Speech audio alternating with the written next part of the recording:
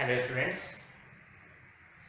आज हम लोग यहाँ पे प्रोबेबिलिटी डिस्कस करने वाले हैं। इवेंट्स, रैंडम एक्सपेरिमेंट, ये सारी चीज़ें डिस्कस हो चुकी है। सैंपल स्पेस क्या होता है, इवेंट्स क्या होती हैं, इक्वली लाइकली इवेंट्स क्या होती हैं, अनसर्टेन इवेंट्स, श्योर इवेंट, ये सारी बातें हो चुकी हैं। यहाँ पे हम लोगों का जो आज का टास्क है वो प्रोबेबिलिटी से रिलेटेड है और साथ ही साथ हम लोग 16.3 जो एनसीईआरटी की एक्सरसाइज है उसके क्वेश्चंस भी कंप्लीट करेंगे। तो स्टार्ट करते हैं कि what is the probability.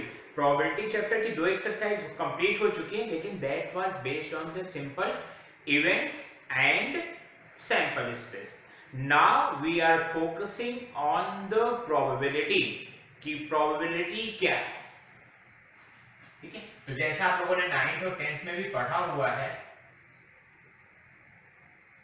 probability of any event is the favorable outcomes divided by all possible outcomes of that event. All possible outcomes. जैसे डाइस को थ्रो किया तो उसमें क्या क्या आ सकता है, 1 2 3 4 5 6। अब यहां पे पूछा जाए कि probability of getting an odd number,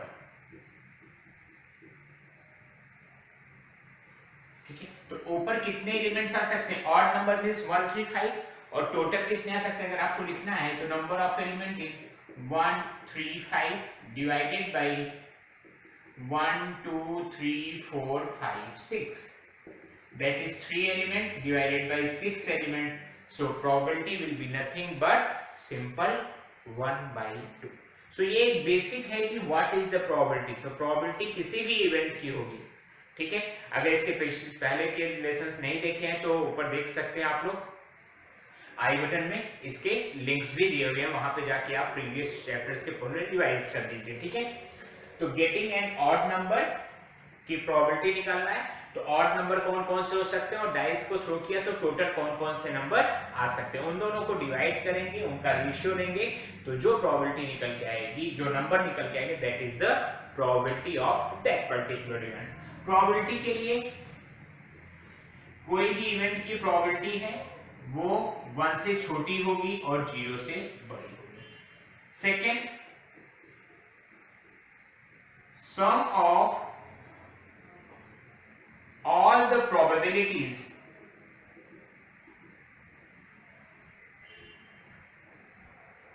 of any event is equal to 1। अगर किसी इवेंट के सब पार्ट्स हैं तो उन सभी पार्ट्स के प्रोबेबिलिटीज का सम कितना होगा, 1। That is sigma probability of EI is equal to 1। That is first event, मतलब कोई इवेंट ये है जिसके सब पार्ट्स हैं E2 E3 डॉट डॉट, तो इन सब का सम कितना आएगा, हमेशा 1 आएगा, and that is the fix number. हमेशा 1 आएगा, ना तो 1 से ज्यादा आएगा और ना ही कभी 1 से कम आएगा। इतना नोट कर लिए। इसके बाद हम लोग इसकी कुछ प्रॉपर्टीज के बारे में डिस्कस करेंगे कि अगर दो इवेंट्स हैं A और B, तो उनका अगर और लेंगे तो क्या होगा, उनके एंड के बारे में क्या होगा, A एंड नॉट B, इस तरीके से। और 3 इवेंट्स होंगे तो 3 इवेंट्स भी मैं आपको कराऊंगा, हालांकि टेक्स्ट बुक में नहीं है बट हम लोग करेंगे क्योंकि सेट थ्योरी में हम लोग ऑलरेडी इसको कंप्लीट कर चुके हैं। तो एक बार इतना नोट डाउन कर लिए, विद इन अ मिनट हम आगे स्टार्ट करते हैं।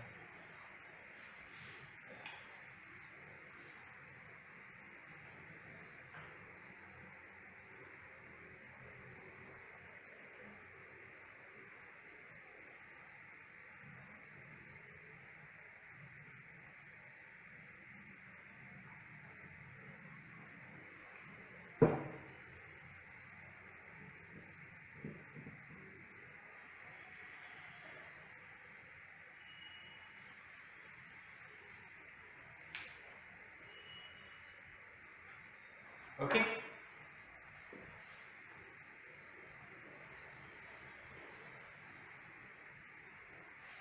कुछ प्रॉपर्टीज हैं।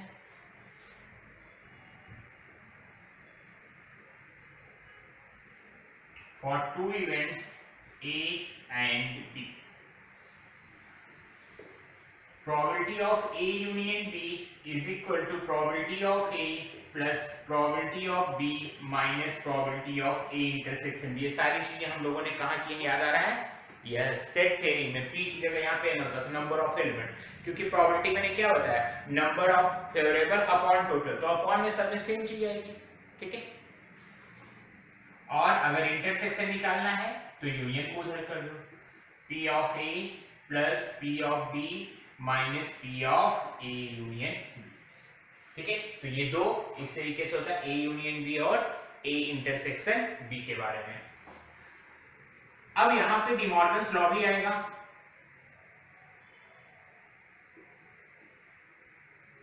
वो क्या बोलेगा, probability of A union B का dash, that is probability of A dash intersection B dash, probability of A intersection B का dash, that is probability of A dash union B dash, और अगर केवल A dash पूछा जाए that is 1 minus probability of A, that is किसी भी event के होने की प्रोबेबिलिटी और उसके ना होने की प्रोबेबिलिटी, A dash की प्रोबेबिलिटी कितनी होती है, sun rises in the east probability 1, sun rises in the west probability 0, दोनों का सम कितना हुआ, कोई भी इवेंट के होने और ना होने की प्रोबेबिलिटीज का सम कितना होगा 1। You will get 90 plus marks in your board examination, let's say probability is 0.9, तो अगर 90 मार्क्स नहीं आएंगे तो इसकी प्रोबेबिलिटी क्या होगी 1 माइनस 0.9, दैट इज 0.1, दोनों का सम 1 होना चाहिए। Tomorrow you will visit to the classes, What is the probability? Let's say P, तो नहीं आने की probability 1 minus P, क्लियर हो गई इतनी बात। तो किसी भी इवेंट्स की probability 0 से 1 के बीच में होगी, probability maximum 1 होगी, minimum 0 होगी और sum of the probabilities 1 होगी। सेकेंडरी A यूनियन B के लिए PA PB PA intersection, A intersection B के लिए PA plus PB minus A union B।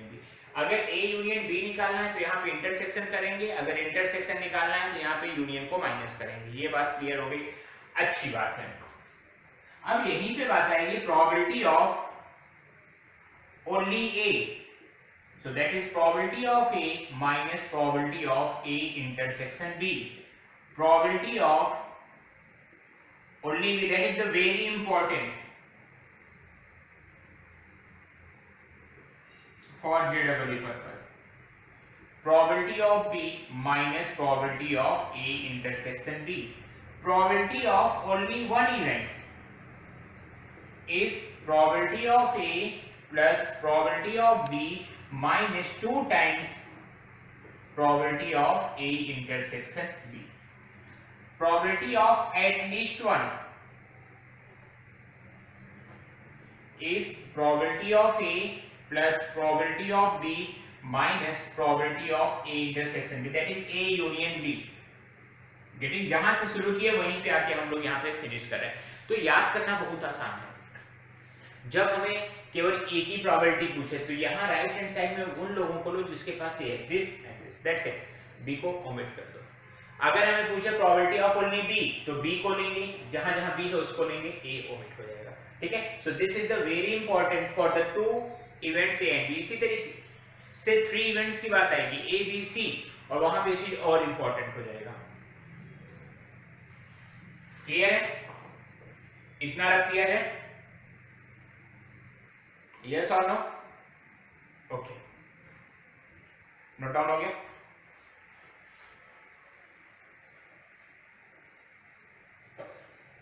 Exactly same है, जैसा सेट थ्योरी है एकदम उसी के जैसा है। ये थोड़ा नया रहेगा आप लोगों के लिए, प्रोबेबिलिटी में टेक्स्ट बुक में नहीं दिया है, बट ध्यान से करेंगे तो फायदा होगा। फॉर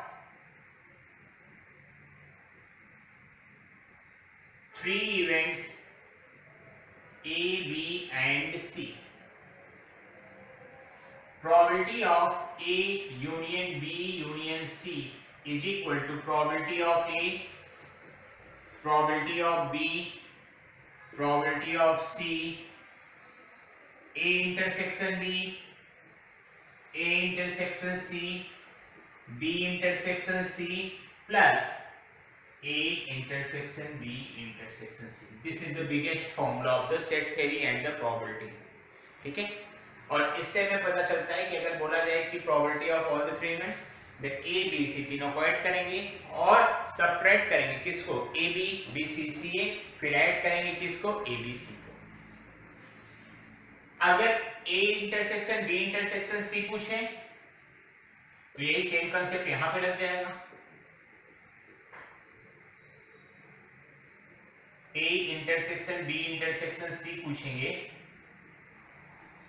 तो वो क्या हो जाएगा, A union B union C minus P A minus P B minus P C, जो साइन यहाँ पे वो निगेटिव हो जाएगी, plus A intersection B plus B intersection C plus C intersection A, this minus this plus ये तीनों, ये क्या हो जाएगा, A intersection B intersection C का फॉर्मूला यहां से निकल के आएगा। Now probability of only A will be probability of A, probability of A intersection B, probability of A intersection C, probability of A intersection B intersection C. Probability of only B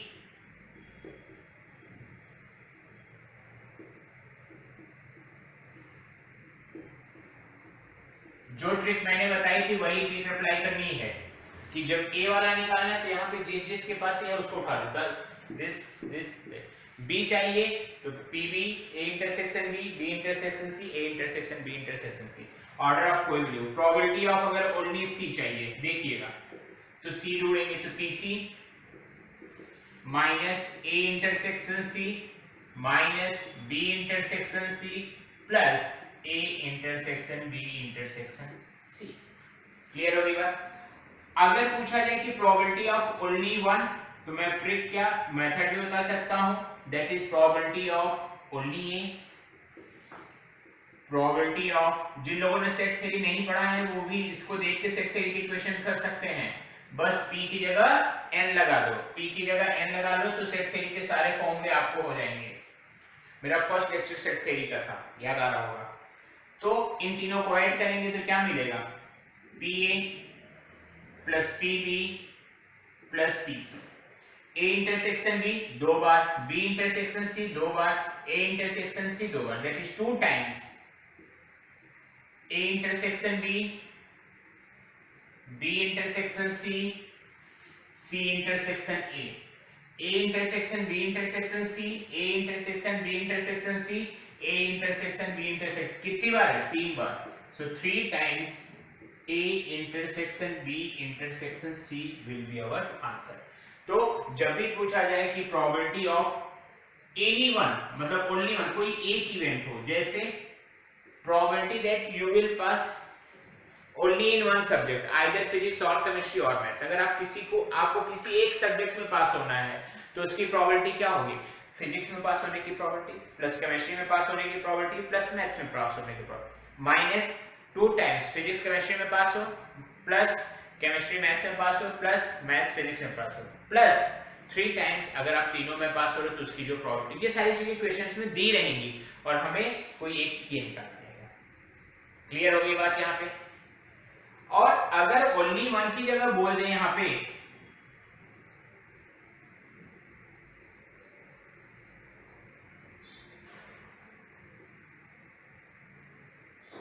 exactly 2, what is the probability कि आप exactly 2 या तो physics chemistry में पास हो या maths physics में या physics chemistry में। तो देखिए exactly 2 का वेन डायग्राम अगर आप देखोगे तो आपको समझ में आएगा कि आपको क्या चीज पूछी जा रही है। They are asking about this segment and this segment, ठीक है। So that is nothing but probability of A intersection B पूरा, probability of B intersection C, probability of C intersection A minus 3 times A intersection B intersection C, probability of at least 2 मतलब 2 तो चलेगा, साथ में 3 भी हो सकता है। तो A intersection B, B intersection C C intersection A, और साथ में जो 3 बार माइनस किया था ओनली 2 टाइम्स, क्योंकि एक बार जो है वो ऐड हो रहा है। इसमें से कोई स्टेप नहीं समझ में आए तो कमेंट करके पूछो, व्हाट्सएप करके पूछो, जैसे भी पूछो, बट याद भी होना चाहिए, समझ में भी आना चाहिए। और 2 क्वेश्चन की प्रैक्टिस करोगे तो सब फटाफट याद हो जाएगा। ठीक है। प्रोबेबिलिटी ऑफ ओनली वन में क्या हो रहा है? प्रोबेबिलिटी ऑफ ओनली वन में क्या हो रहा है? Only A plus only B plus only C हो रहा है। ओनली ए क्या मतलब? ये जो पूरा बिगेस्ट फॉर्मूला लिखा गया है इसमें जहां जहां पे ए है उनको उठा लिया, ओनली बी में जहां जहां बी दिखाई दे रहा है उसको उठा लिया, ओनली सी में जहां जहां सी दिखाई दे रहा है तो उसको उठा लिया, ओनली वन में इन तीनों को ऐड कर दिया। तो pa plus pb plus pc minus 2 times a intersection b intersection c intersection a plus 3 times probability of a intersection b intersection c। Exactly 2 की बात करें तो दो दो वालों को बुलाएंगे ab bc ca minus 3 times. देखो क्या हो रहा है, this is a b c, तो a इंटरसेक्शन b बुलाया तो इतना आएगा, ये अननेसेसरली आया। b इंटरसेक्शन c बुलाएंगे तो ये आएगा, ये अननेसेसरली आया। c इंटरसेक्शन a बुलाएंगे तो ये आया अननेसेसरली। तो अनवांटेड चीज कितनी बार है? 3 बार आई, तो 3 बार उसको सबट्रैक्ट कर दिया। क्लियर है। और लास्ट में जब एटलीस्ट 2 की बात हो रही तो एटलीस्ट 2 में एग्जैक्टली 2 वाले तो है ही, 3 वाला भी आ सकता है। 3 वाला मतलब एक बार इसको बुला लो, तो जो उसको 3 बार हम लोग सबट्रैक्ट कर रहे थे एक बार बुला लिया, मतलब in short we can say कि हमने उसको 2 बार रिमूव किया, that is minus 2 times probability of A intersection B intersection C। this is the biggest thing, इसको आपको नोट करना पड़ेगा। 12th में भी एक बार पढ़ाऊंगा, लेकिन 11th में ये चीजें कंप्लीट नहीं तो 12th में मजा आएगा सॉल्व करने में। इसको एक बार बढ़िया से नोट डाउन करो, जरूरत हो तो 2 बार नोट डाउन करो।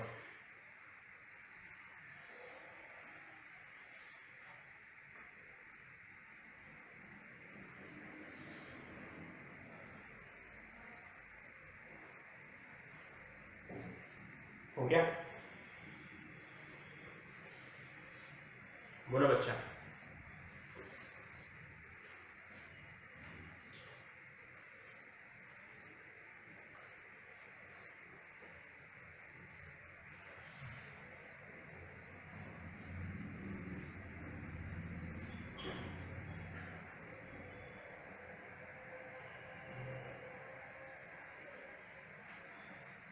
चलिए कुछ क्वेश्चंस करते हैं एक्सरसाइज 16.3 के आप लोगों के साथ, उससे हम लोगों का कंसेप्ट थोड़ा सा और अच्छे से बिल्डअप हो जाएगा। रेडी?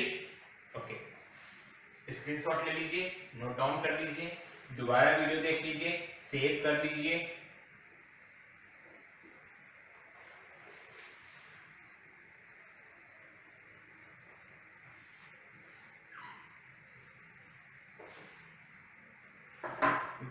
एक्सरसाइज 16.3।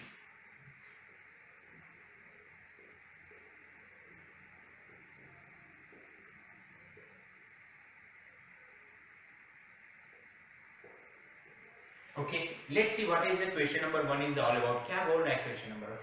आपके पास टेक्स्ट बुक है, ओपन करिए, आराम से देखिए क्या लिखा हुआ है। Which of the following cannot be valid assignment of the probability for the outcomes? ठीक है, सैंपल स्पेस में दिया है W1 W2 W3 W4 W5 W6 W7 या omega 1 omega 2 omega 3 omega 4 omega 5 omega 6 omega 7। आपको जो बोलना है बोलो, फर्क नहीं पड़ता। वो एक सिंबल दिया हुआ है कि ये 7 आउटकम्स पॉसिबल हैं, सैंपल स्पेस में 7 एलिमेंट्स हैं। अब इसका जो फर्स्ट क्वेश्चन आ रहा है असाइनमेंट ए में W1 W2 W3 W4 W5 W6 दिया हुआ है, तो हम क्या करेंगे, उनका सम निकालेंगे। देखो जितने भी दिए हुए हैं, ठीक है, W1 W2 W3 W4 W5 W6 W7, किसी की प्रोबेबिलिटी निगेटिव नहीं है, किसी की प्रोबेबिलिटी 1 से ज्यादा नहीं है। 3 चीज देखते हैं, प्रोबेबिलिटी 0 से कम नहीं होनी चाहिए, 1 से ज्यादा नहीं होनी चाहिए, सबका सम 1 आना चाहिए। That is first part, A है ना, A summation p omega i, that is omega 1 omega 2 omega 3 सबकी प्रोबेबिलिटी कितनी हो जाएगी? 0.1 0.01 531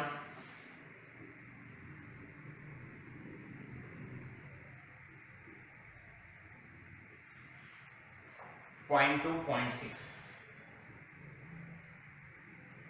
6 2 8 9 और ये मिलके कितना हो गया? 1.0।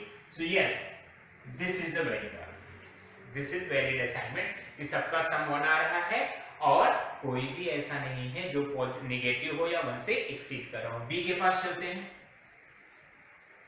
बी में देखेंगे तो सभी की वैल्यू 1 से छोटी है और कोई नेगेटिव नहीं है, तो समेशन पी डब्ल्यू आई कितना हो जाएगा 1/7 1/7 1/7 1/7 1/7 1/7 1/7 टोटल 7/7, तो ये भी एक वैलिड आर्गुमेंट है। सी की बात करेंगे। सी में भी देखेंगे तो कोई ऐसा नहीं है जो 1 से बड़ा है और कोई ऐसा W नहीं है जो निगेटिव है, तो यहां पे भी सम निकालेंगे। सिग्मा पी डब्ल्यू आई कितना दिया होगा भाई 0.1 0.2 0.3 0.4,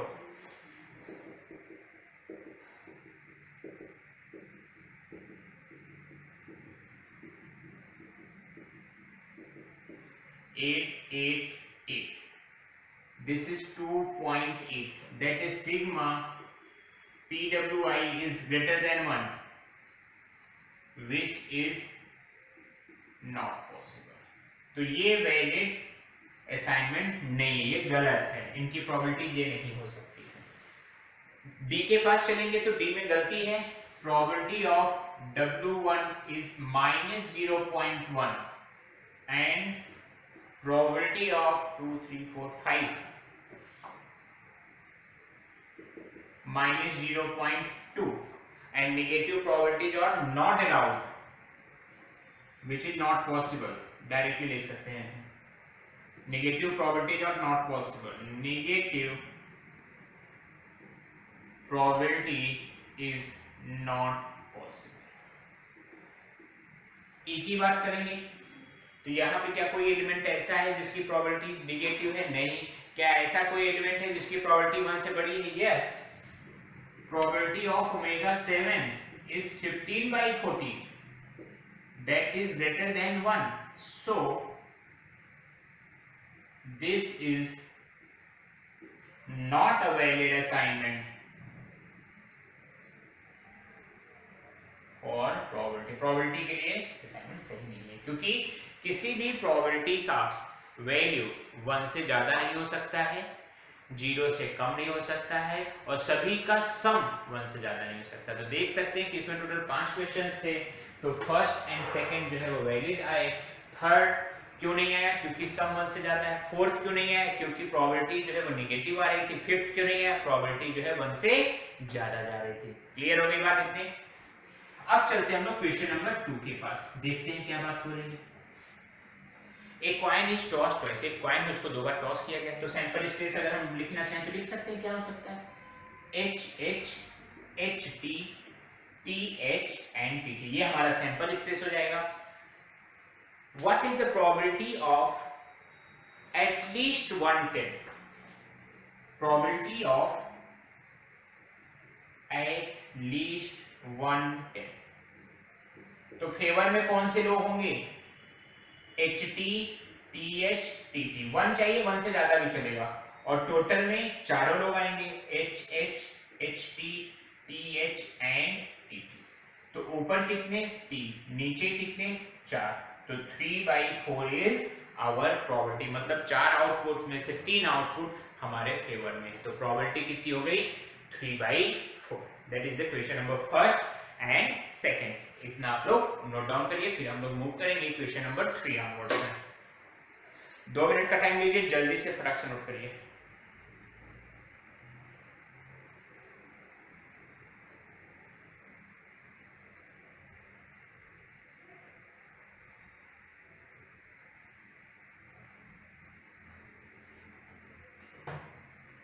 क्लियर है? रब कर दो। Okay, now I am going to solve odd number of questions here and even number of questions will be assigned to you as a homework। वो आप सॉल्व करेंगे, पूछेंगे, कमेंट करेंगे, व्हाट्सएप करेंगे, उसका सॉल्यूशन मैं बताऊंगा, ठीक है? और मुझे इतना भरोसा है खुद के ऊपर और आपके ऊपर कि अगर ये ऑड नंबर ऑफ क्वेश्चंस आपने अच्छे से प्रैक्टिस कर ली तो इवन नंबर वाले सारे चौकियों में बन जाएंगे, ठीक है? चलते हैं क्वेश्चन नंबर 3 के पास। ये बोल रहा है कि डाई इज थ्रोन, एक डाइस को थ्रो किया गया तो क्या क्या आ सकता है 1 2 3 4 5 6। Find the probability of the following events. First prime number is even, तो सैंपल स्पेस में क्या आएगा 1 2 3 4 5 6। फर्स्ट पार्ट को अगर इवेंट इवन बोले तो इवन क्या बोल रहा है प्राइम नंबर इसमें से कौन होंगे 2 3 5। तो फर्स्ट इवेंट की प्रोबेबिलिटी हो जाएगी 3 डिवाइडेड बाय 6। सेकेंड इवेंट क्या है, सेकेंड इवेंट बोल रहा है ए नंबर ग्रेटर देन और इक्वल टू 3 विल अपीयर, जो नंबर है वो 3 या 3 से बड़ा हो। So probability of E2 is equal to 4/6 that is 2/3। Third की बात कर रहे हैं, ए नंबर लेस देन और इक्वल टू 1 विल अपीयर। 1 या 1 से छोटा, तो 1 से छोटा तो कुछ पॉसिबल नहीं है, तो 1 आ सकता है। तो इसकी प्रोबेबिलिटी कितनी होगी, एक ही एलिमेंट है और टोटल तो 6 पॉसिबल है। फोर्थ की बात होगी a number more than 6 will appear. कोई नहीं है ना, 6 से बड़ा नंबर डाइस में आता ही नहीं है। सो probability of E4 is 0/6 0। The fifth part, what is the fifth event, it's a number less then 6 will appear. 6 से छोटा तो क्या आएगा 1 2 3 4 एंड 5। 6 नहीं आएगा, 6 से छोटा बोला है। तो probability of the fifth event is 5 divided by 6। इतना सॉल्व करके लिखेंगे एंड हमें पूरे मार्क्स मिलेंगे। क्लियर होगी बात। नाउ क्वेश्चन नंबर 5, फिफ्थ में क्या बात हो रही है। फिफ्थ बोल रहा है a fair coin with 1 mark on one face and 6 on the other face and a fair die both are tossed। एक कॉइन है, कॉइन में क्या हेड एंड टेल नहीं है, एक तरफ 1 है और एक तरफ 6 है, और डाइस में क्या है 1 2 3 4 5 and 6। Find the probability that the sum of number is 3। First part E1, sum जो है वो कितना चाहिए हमें 3 चाहिए, तो कैसे आ सकता है 1, 2। तो अच्छा सैंपल स्पेस अगर देखें, सैंपल स्पेस में क्या आएगा 1 1 1 2 1 3 1 4 1 5 1 6 along with 6 1 6 2 6 3 6 4 6 5 एंड 6 6। इवन जो बोल रहा है कि हमें सम 3 चाहिए, तो वो कैसे आएगा 1, 2। यस और no, that is probability of E1 is 1 divided by 12। This is the first part. Second में बात हो रही है कि सम जो है वो 12 चाहिए, 12 चाहिए, तो 12 कब आएगा 6, 6। तो probability of E2 is nothing but 1/12। तो दोनों के आंसर क्या निकल के आए यहाँ पे अपने पास 1/12 एंड 1/12 दोनों की, क्योंकि सम 3 यहाँ पे सम कितना 2 3 4 5 6 7 8 9 10 11 12। तो सम 3 कहाँ से निकल के आ रहा है यहाँ से, दैट इज वन पॉसिबिलिटी। सम 12 कहाँ से निकल के आ रहा है यहाँ से निकल, दैट इज वन पॉसिबिलिटी। तो दोनों के आंसर क्या आएंगे 1 डिवाइडेड बाई 12। इतना नोट डाउन करिए क्वेश्चन नंबर 3 एंड 5। इसके बाद 7 नंबर रीड आउट करिए, हम लोग 7 सॉल्व करेंगे।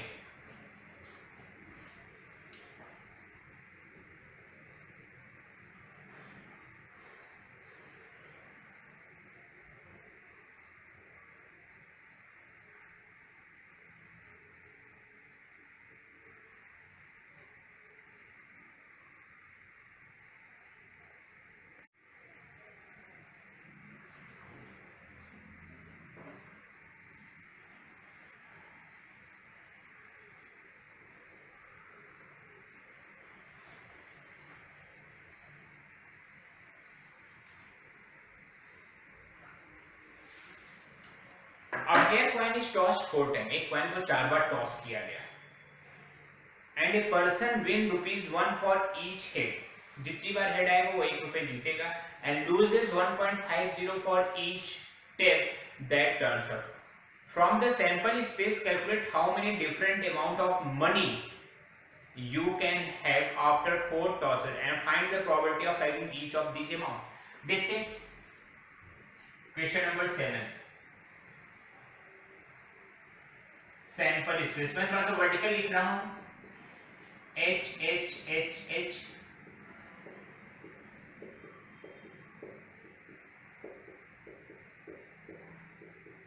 समझा 4 5 6 7 8 1 2 3 4 5 6 7 8 1 2 3 4 तरीका सिखाया मैंने 1 2 3 4 1 2 3 4 1 2 1 2 1 2 1 2 1 2 1 2 1 2 1 2 1 2 1 2 1 2 1 तो हेड आएगा तो कितना 1 रुपए जितना है। तो यहाँ पे विनिंग अमाउंट कितना हो जाएगा अगर मैं लिखूं यहाँ पे विनिंग अमाउंट तो यहाँ पे 4 रुपीज होगा।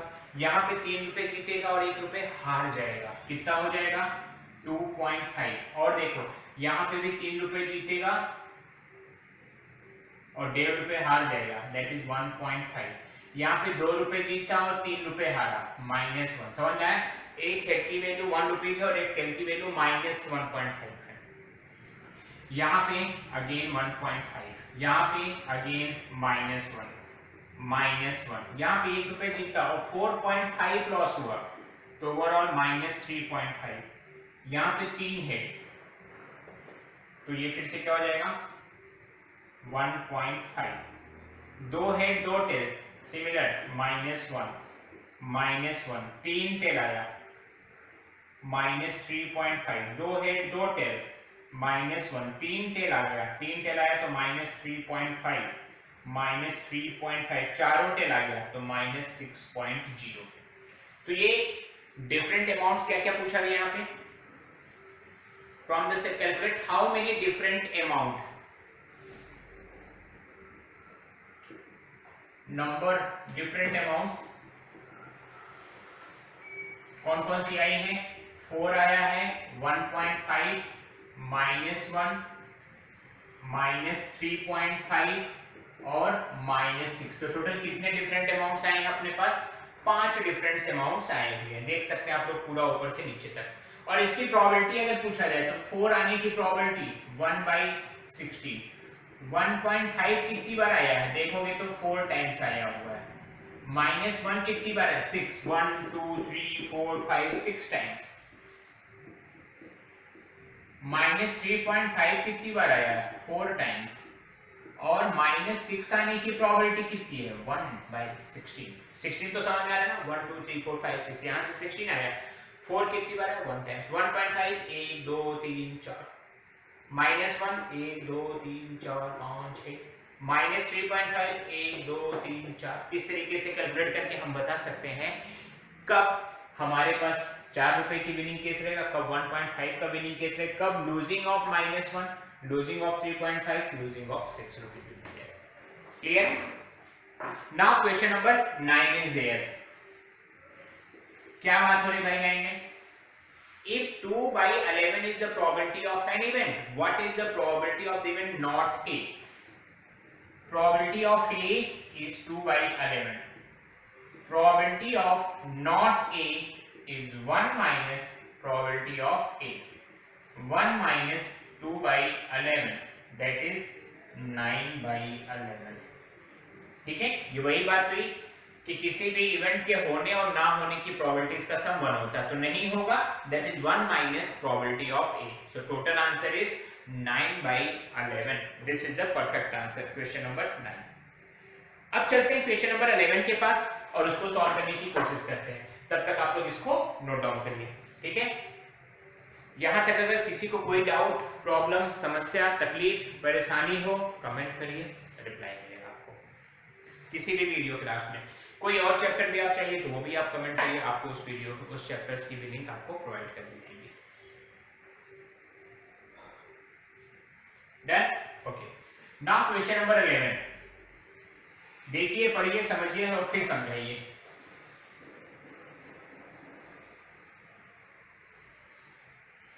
What is that?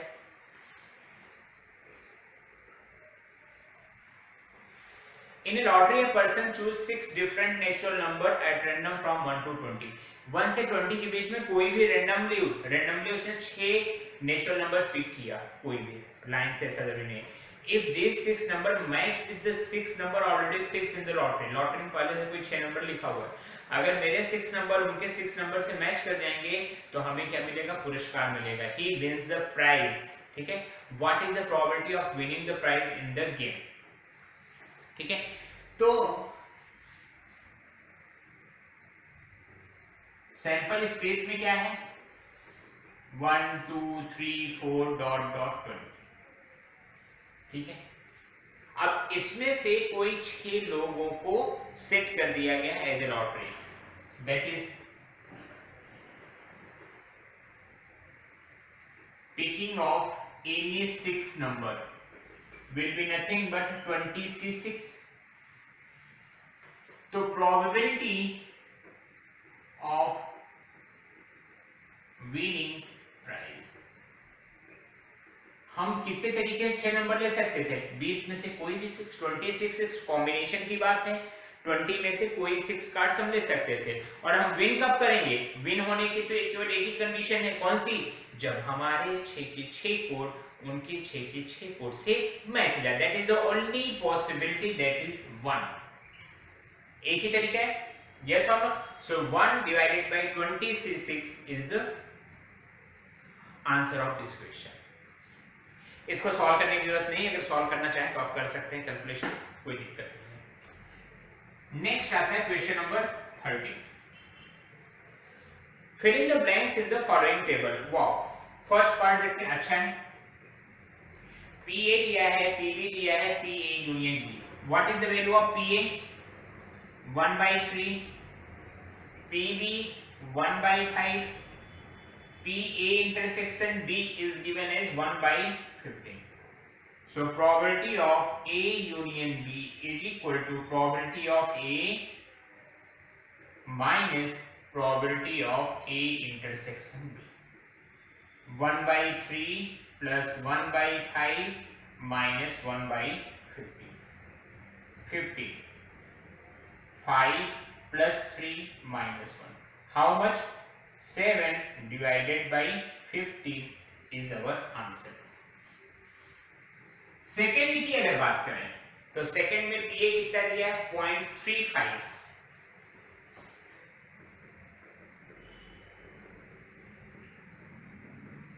पीबी क्या है वो हमें कैलकुलेट करना है. अब एक चीज कैलकुलेट करना है तो बाकी दोनों चीज दिया हुआ देख लीजिए आप. A union B 25.25.6. फॉर्मूला लगाएंगे. A union B is equal to probability of A, probability of B, probability of A intersection. A union B कितना है, 0.6. A कितना है, B कितना है, नहीं मालूम, 0.25.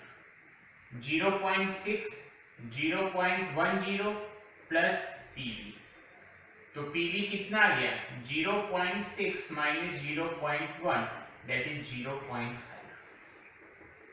एक ही फॉर्मूला यूज करना है, यही फॉर्मूला यहाँ लगा, यही फॉर्मूला यही यहाँ लगा, यही फॉर्मूला मैं यहाँ पे भी लगा दे रहा हूँ. PA union B is equal to PA plus PB minus A intersection B. So what is the value of A? 0.5, 0.35. 0.5, 0.35 A intersection B. इसको इधर बुलाया, so A intersection B is equal to 0.85, 0.70, that is 0.15. ये हमारा answer निकल गया. Clear हो गई इतनी बात, एकदम आसान है. यही सेम फॉर्मूला हर एक क्वेश्चंस में अप्लाई होगा जहां पे भी ABC की बात आएगी. क्लियर है बच्चा लोग, अभी तक कोई दिक्कत परेशानी समस्या आनी नहीं चाहिए आप लोगों को. फिर भी अगर कुछ लग रहा है डाउट है तो बिंदास बोल देने का, कोई तकलीफ होने की नहीं है. चला जाए आगे बढ़े. 13 के बाद क्या आता है हमारी गिनती में, 15. क्योंकि we are working with odd numbers.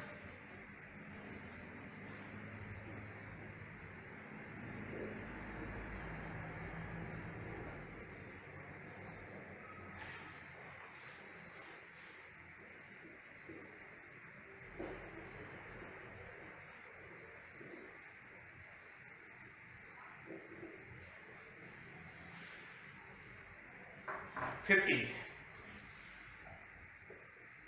क्या है भाई 15th में ऐसा?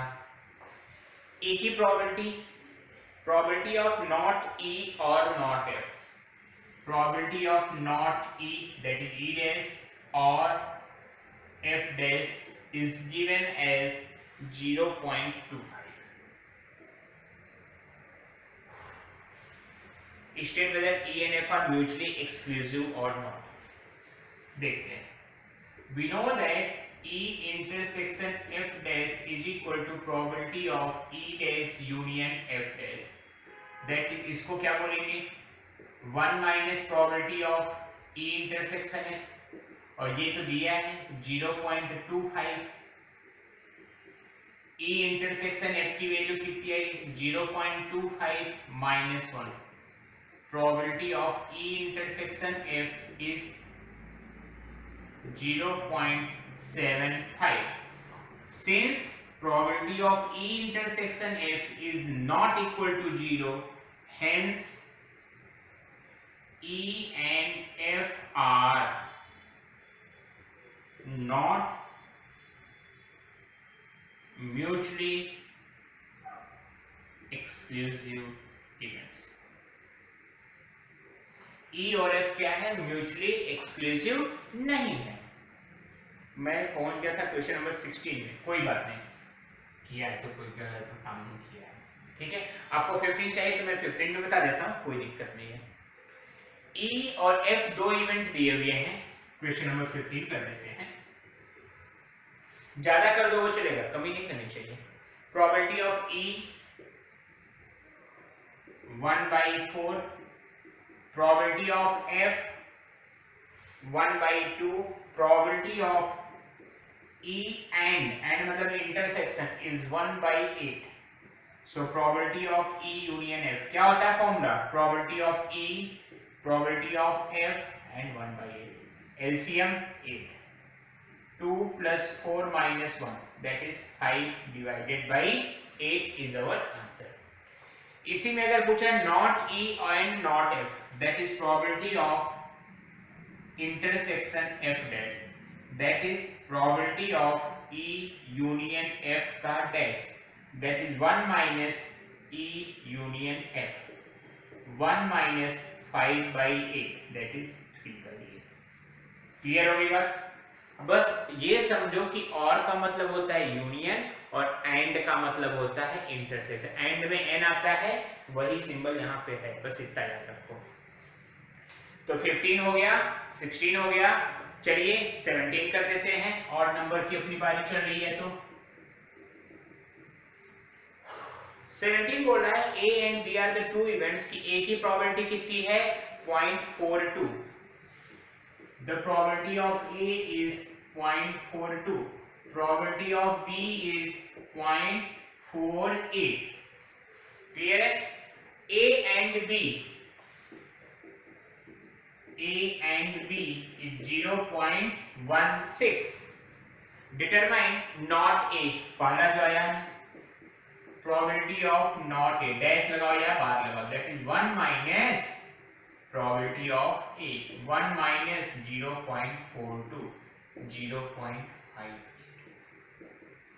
सेकंड की अगर बात करें, सेकंड में हो रही है बात कि हमें निकालना है नॉट B, तो simple B bar 1 minus PB, 1 minus 0.48 that is 0.5।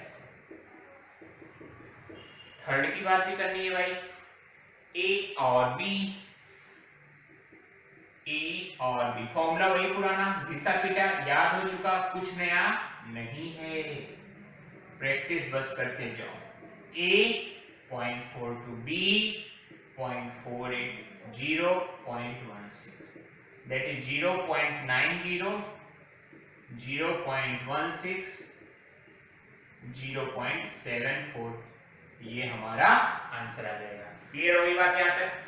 यहाँ तक कोई प्रॉब्लम किसी को किसी भी तरीके की नहीं होनी चाहिए, कुछ भी है तुरंत मैसेज करो, ठीक है? नोट डाउन करो इतना।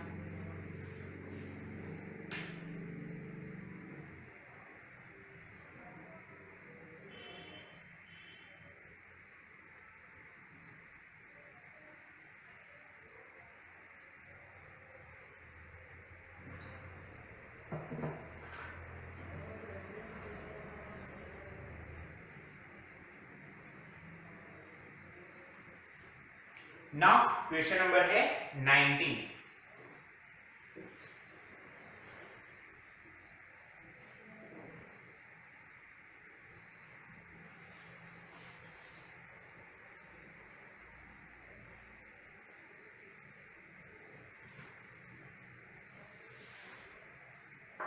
In an entrance test,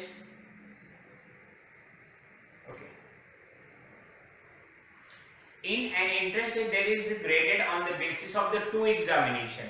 The probability of randomly chosen student passing the first examination is 0.8. Question number 19. Exam 1 में पास होने की प्रोबेबिलिटी है 0.8. Probability of the passing the second exam, second exam में पास होने की प्रोबेबिलिटी जो दिया है पढ़ते रहो और साथ में लिखते रहो, ऐसा नहीं कि पूरा पढ़ डालो फिर लिखो, भूल जाता है। The probability of passing at least one of the examination is 0.95। तो दोनों में पास हो, E1 इंटरसेक्शन E2 की बात कर रहा है। फॉर्मूला लगा दो, E1 intersection E2 is equal to probability of E1 probability of E2 minus E1 union E2। E1 की probability, E2 की probability 1.50, 0.95, कितना आ जाएगा? 0.55। ये हमारी पॉसिबल प्रोबेबिलिटी हो जाएगी कि वो दोनों एग्जाम में पास हो जाए। क्लियर होगी बात? चलते हैं लास्ट क्वेश्चन के पास, दैट इज क्वेश्चन नंबर है 21। इतनी स्पीड में कोई कराता नहीं है, लेकिन सारी चीज समझ में आ रही है, इसकी भी गारंटी है यहाँ पे।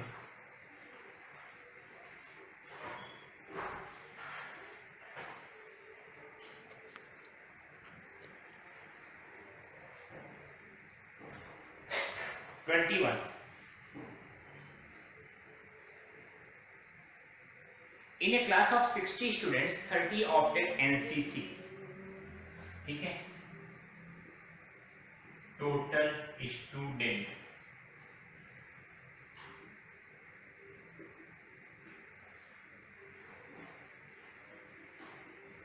NCC student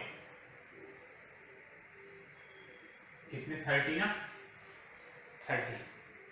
NSS 32। ऐसा ही क्वेश्चन सेट थ्योरी में भी है।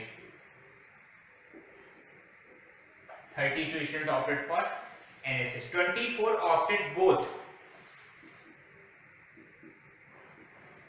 NCC and NSS। कितने बोले मैंने? 24, ठीक है? अब क्या पूछ रहे हैं? If one of the students selected and find the probability opted NCC or NSS, probability of NCC union NSS is probability of NCC, probability of NSS minus NCC intersection NSS।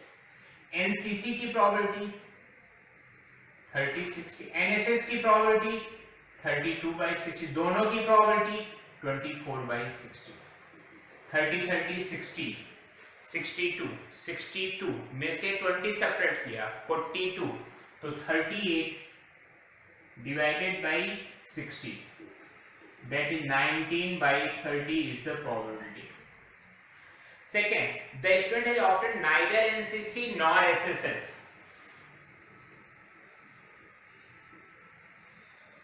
neither NCC nor NSS, कोई नहीं है, that is 1 minus 19 by 30 और 11 by 30, उसने कुछ नहीं लिया, ना तो NCC लिया ना तो NSS लिया. Opted NSS but not NCC. This is the first part, this is the second part and the third part. NCC but not NSS. NCC लिया है नहीं, opted NSS लिया है, NCC नहीं लिया. That is probability of NSS minus probability of NSS minus NCC. NSS की probability कितनी है भाई? 32 divided by total. और NCC, NSS और इंटरसेक्शन की 24 divided by 60. So total कितना आया? 8 divided by 60. 4 divided by 30 लिखो या 2 divided by 15 लिखो, ये मेरे आंसर आ जाएंगे. क्लियर हो गई यहाँ तक की सारी बातें? तो इस तरीके से देखा तो हमने जो एक्सरसाइज थी प्रोबेबिलिटी की 16.3 उसके बेसिस पे जो थ्योरी थी वो हमने शुरू में कंप्लीट किया, जितने भी थे. इवन कुछ यहाँ पे तो 2 की बात है, थ्योरी तो मैंने 3 सेट्स के बारे में लेके भी है कि अगर 3 इवेंट एबीसी है तो उसका पूरा डिटेल फॉर्मूला मैंने आपको 11th में ही बता दिया और समझा भी दिया. ठीक है, कहीं पे कोई दिक्कत है तुरंत कमेंट करो, हर एक कमेंट का रिप्लाई मैं दूंगा. क्लियर है? ज्यादा हो व्हाट्सएप करो. ठीक है, चलिए मिलते हैं नेक्स्ट लेक्चर में जिसमें हम लोग मिसलेनियस एक्सरसाइज के जो भी क्वेश्चंस हैं वो सभी कंप्लीट करेंगे. मैं आप लोगों को रिक्वेस्ट कर रहा हूं कि जितने भी क्वेश्चंस हैं ऑड नंबर उसको प्रैक्टिस करो, इवन नंबर खुद से सॉल्व करो, कहीं दिक्कत है तुरंत. क्लियर हो गई इतनी बात? यस और नो? एग्री करते हैं मेरे साथ? चलिए मिलते हैं नेक्स्ट लेक्चर में. Bye bye.